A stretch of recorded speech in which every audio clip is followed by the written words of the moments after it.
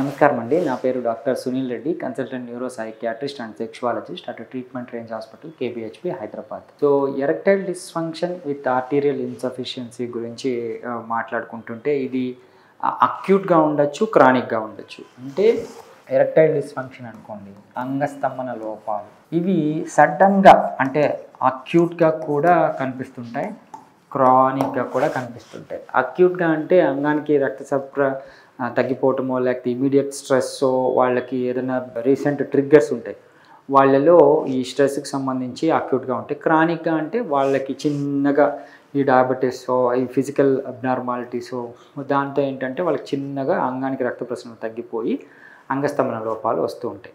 Erectile dysfunction with arterial ఇన్సఫిషియన్సీకి acute అయినా chronic అయినా మనము usually extracorporeal low intensity shock wave therapy అంట. సో ఇది ఏంటంటే ఇది మనం అంగానికి డైరెక్ట్గా అప్లై చేయడం అనేది జరుగుతుంది. అంటే సో ఇది ఒక ప్రోబ్ ఉంటుంది. ప్రోబ్ ద్వారా మనం సౌండ్ వేవ్స్ని అంగానికి అప్లై చేయడం జరుగుతుంది. దీంతో ఏమవుతుందంటే అంగంలోని రక్త ప్రసరణ ఇంప్రూవైజ్ అవుతుంది. సో ఇంప్రూవైజ్ ఎప్పుడైతే అంగానికి రక్త ప్రసరణ ఇంప్రూవ్ అవుతుందో, ఎలా ఇంప్రూవ్ అవుతుందంటే వీటిని నియోవాస్కులరైజేషన్ అంటాం, న్యూ వెజల్స్ ఫార్మేషన్. సో ఇదేమో షాక్ వేవ్ థెరపీ. ఈ న్యూ వెజల్స్ వెంటనే ఫామ్ కావు.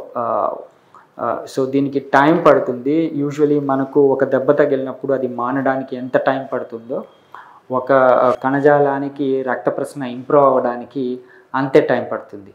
సో ఆ టైంలో ఏమవుతుందంటే ఈ కొత్త రక్తనాళాలు అనేటివి ఏర్పడతాయి. దీని ద్వారా అంగానికి రక్త ప్రసరణ పెరుగుతుంది.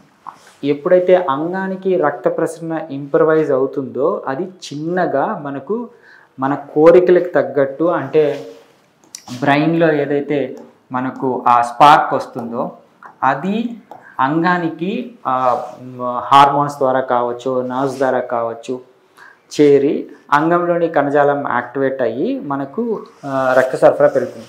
ఆ రక్త సరఫరా పెరిగినప్పుడు ఆటోమేటిక్గా అంగం స్తంభిస్తుంది, ఒక ఫామ్గా తయారవుతుంది. యూజువలీ వయాగ్రా వేసినప్పుడు ఏమవుతుందంటే అంగం లావ్ అవుతుంది. ఎందుకంటే ఈ బ్లడ్ వెజల్స్ ఏవైతే ఉన్నాయో ఇవి వ్యాకోచిస్తాయి. వ్యాకోచించినప్పుడు అంగానికి రక్తం ఇన్ఫ్లో ఉంటుంది, కానీ స్ట్రెంగ్త్ రాదు, ఫర్మ్నెస్ రాదు. అంటే అంగం స్తంభించిన తర్వాత యోనిలోకి పెట్టడానికి ఉన్నంత ఆ స్తంభన, ఆ ఫర్మ్నెస్ ఉండదు. సో అది చాలా ఇబ్బంది పడుతూ ఉంటారు. కానీ ఈ షాక్ వేవ్ థెరపీ ద్వారా ఆ firmness, increased blood supply to the penis improvise అయ్యి వాళ్ళ సెక్షువల్ లైఫ్ని ఇంప్రవైజ్ చేస్తాయి. సో ఈ షాక్ వేవ్ థెరపీతో మెయిన్ థింగ్ ఏంటి అంటే no side effects. Side effects లేకుండా ఒక ట్రీట్మెంట్ ఉంది, ఈజీగా న్యాచురల్ వేలో ఇంప్రూవ్ అవుతాయి అంటే అది షాక్ వేవ్ థెరపీనే. సో మనం మెడికేషన్సో లేకపోతే అంగానికి ఇంజెక్షన్సో ఇవ్వటం కాదు, ఇది షాక్ వేవ్ థెరపీ ద్వారా ఇవ్వడం అనేది జరుగుతుంది. దీని ద్వారా వాళ్ళ సెక్షువల్ ఇంప్రూవ్మెంట్ అనేది తెలుసుకోవచ్చు. సో ఇది ఏ ఏజ్లో ఉపయోగపడుతుంది అంటే even early ages to late ages వరకు మనము దీన్ని అప్లై చేయొచ్చు, వాళ్ళ సెక్షువల్ లైఫ్ని ఇంప్రవైజ్ చేయొచ్చు. దీన్ని యూజ్ చేసుకోగలరు. Thank you.